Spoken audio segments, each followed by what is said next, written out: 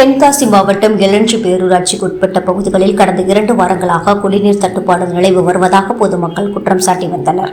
இதன் தொடர்ச்சியாக இன்று பெண்கள் காலி குடங்களுடன் பேரூராட்சி அலுவலகத்தை முற்றுகையிட்டு போராட்டத்தில் ஈடுபட்டனர். மேலும் திமுகவை சேர்ந்த பேரூராட்சி மன்ற தலைவர் சின்னத்தாயை சந்தித்து குடிநீர் தட்டுப்பாடு குறித்து கேள்வி எழுப்பினர். கேள்வி எழுப்பிய நிலையில் பொதுமக்களிடம் பேரூராட்சி தலைவி முறையாக பதில் அளிக்காமல் தன்னை ஒன்றும் செய்ய முடியாது, திமுக தலைவர் இருக்கிறார் என பொதுமக்களிடம் கோபமாக நடந்து கொண்ட சம்பவம் பொதுமக்களுக்கிடையே பெரும் அதிர்ச்சியையும் வேதனையும் ஏற்படுத்தியது. இந்த நிலையில் பேரூராட்சி செயல் அலுவலர் புதியதாக நியமிக்கப்பட்டு 2 தினங்களாகிய நிலையில் அவர் தனக்கு உரிய மரியாதை அளிக்கவில்லை எனவும் தனது அறைக்கு தேடி வந்து பதிவேட்டில் கையெழுத்து வாங்குவது இல்லை என பேரூராட்சி தலைவி சின்னத்தாய் குற்றம் சாட்டுவதாக தெரிகிறது. இந்த நிலையில் பேரூராட்சி செயல் அலுவலர் சுதாவிடம் பேரூராட்சி மன்ற தலைவி வாக்குவாதத்தில் ஈடுபட்டுள்ளார். இதில் ஒரு கட்டத்தில் பேரூராட்சி தலைவி சின்னத்தாய் செயல் அலுவலர் சுதாவை ஒருமையில் பேசி நாற்காலியை தூக்கி வீசி முயற்சித்த வீடியோ காட்சிகள் வெளியாகி அரசு அலுவலர்களுக்கிடையே அதிர்ச்சியை ஏற்படுத்தியுள்ளது. இவ்வாறு பொதுமக்களிடமும் அரசு அதிகாரிகளிடமும் கண்ணியமுடன் பேசாமல் ஒருமையில் பேசுவதுடன் கொலை மிரட்டல்கள் விடும் வகையில் நடந்து கொள்வது பொதுமக்களுக்கிடையே கோபத்தை ஏற்படுத்தியுள்ளது.